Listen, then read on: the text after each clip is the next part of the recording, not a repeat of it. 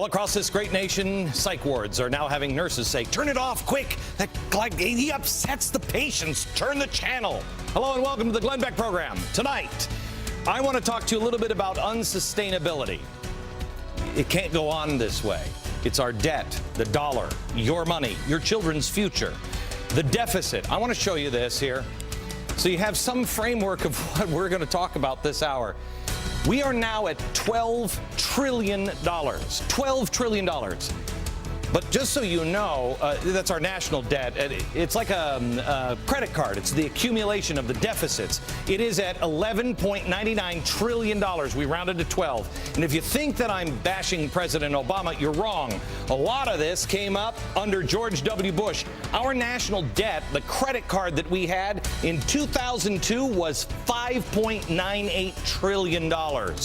We're almost at 12. We have doubled the debt in 7.5 years, from 6 to 12 in the blink of an eye. But let me ask you this question. How long did it take to get the first $6 trillion? You want to guess?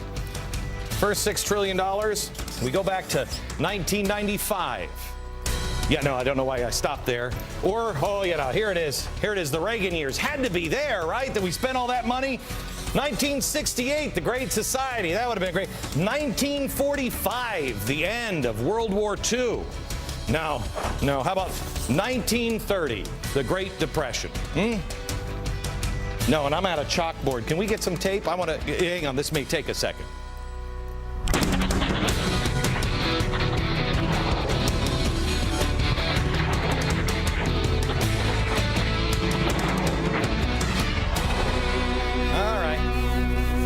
So we have taken a long time.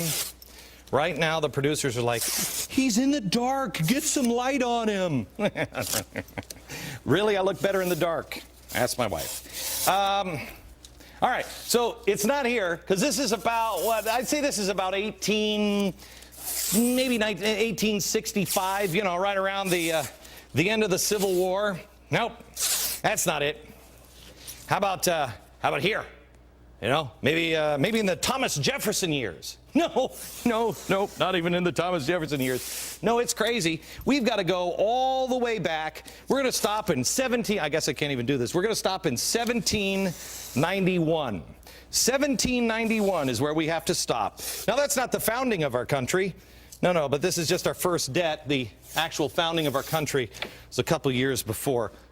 1791. Follow this. 1791, 1800, Civil War, turn of the century, the Great Depression, World War II, the Great Society, Ronald Reagan, 1995, 2002. And we still weren't at $6 trillion. Now, follow this with me. Watch this. This should blow your mind. Here we go. Where we estimated to be next year? $14 trillion. That's progress for you. These are credit cards. We're spending ourselves into oblivion. There is going to be nothing left. I want to show you a video, something that somebody sent to me last week. It's from CNBC. I don't know, this guy, I don't know anything about this guy that's being interviewed. We did some checking on him, and I'll give you his bio here in a second. He's not crazy. He may be wrong, but he's not crazy. He was on CNBC's Asia Squawk Box.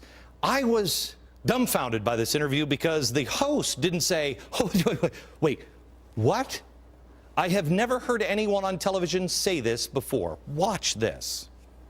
Oil looks higher, gold looks higher, currencies look weaker, all for the reasons that we talked about before. I mean, you've got huge wage disparities. I don't know how that inevitably resolves itself.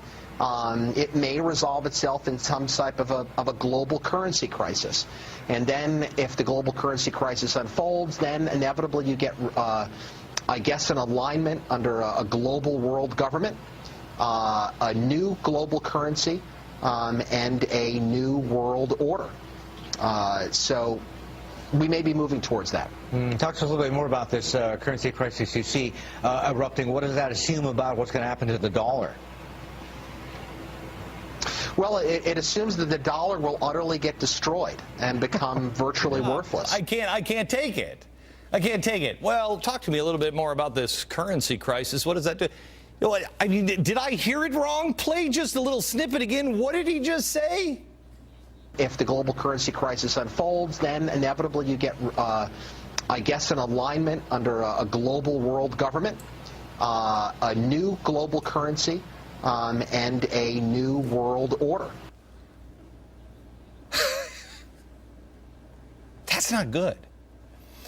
The guest just said that the dollar would collapse and replaced with some sort of global currency. I mean, have you checked the front page of the Drudge Report today? China is saying, hey, America, you really might want to rethink that whole healthcare thing. It seems pretty expensive. That is our bank. That's like your bank calling up and saying, hey, by the way, I think you guys are spending too much money. That's a pretty big house. If this bank doesn't give us any more loan, or if we burn this bank, there's nobody left. A one world government, a new world order, and the host doesn't even flinch. Apparently that's not even shocking to anybody anymore, or they're not listening. On the scales of insane things, I just want to show you what we skipped past. Ready? Look at this. Put it up here. We're in a recession now. People argue we were even in a recession. We're in a deep recession. I think we're on the edge of a depression because of what we're doing. Okay, so we have skipped a deep recession and skipped depression, even the Great Depression. We went right to the collapse of the dollar. Then he went right to global currency, one world government, and a new world order like that. Gosh, I think I would have said, you know, as the host, what did you just say?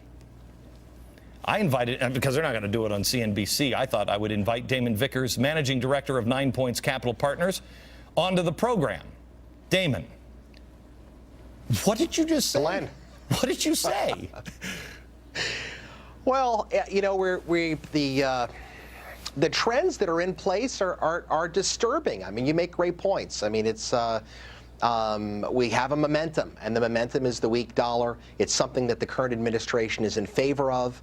Printing money is also something that they're in favor, because nobody wants to face the consequences of not having to live indulgently. Okay. And not only Americans, but also the government as well. Okay, this is the, let's get this out of money talk, because this isn't CNBC. Thank you, Jesus. Where's Maria? Yeah. Let's bring this down to everybody's level of understanding. What is happening here is the government is blaming us and saying that we won't live within our means as a society, but they're just promising us this stuff and telling us, no. First, during the Bush years, they don't have to worry about the debt. Yes, you do. Now they're saying we should worry about the debt, but oh no, we're not even close. I look at the Drudge Report. I look at the websites, the financial. I read Bloomberg. I read the Financial Times. You can't tell me there isn't signal after signal after signal. Last I saw was from China on the healthcare. Japan said we used to be a country of innovators. Now we're just a protection. I mean, how come it's only you saying these things? Well, I'm not beholden to an investment banking firm that has the honored position of distributing government paper.